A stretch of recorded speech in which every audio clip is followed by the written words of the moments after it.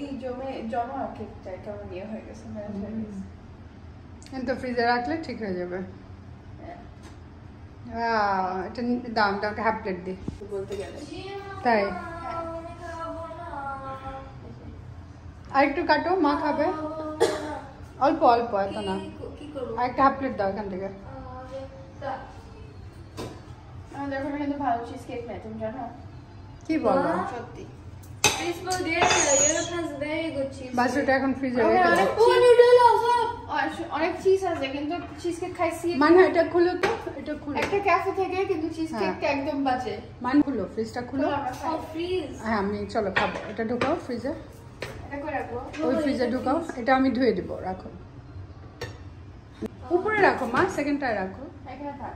ওকে আসো। ওকে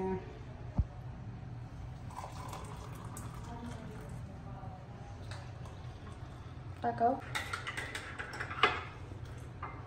কতদিন পর তুমি এসব পর আমি কোনো ইয়া খাই না, চাই খেতে পারি না বাসায়। ভালো লাগে না বানাতে। এখন বানালে মানহা এমন করে, বুঝছো? কি করে? মানে ও খুব ও চায় মিল্কি খেতে। ও ভাবে যে আমি ও খেলে আমিও খাবো, কিন্তু আসলে তো আমার খেতেও ইচ্ছা করে না, বুঝছো? চলো ও খাওয়া করে তোমার সাথে ইচ্ছা হয় না। চলো চলো, আমি দুটো এখানে রাখো। মজা খাবার। What can I do to help you? Do you want me to?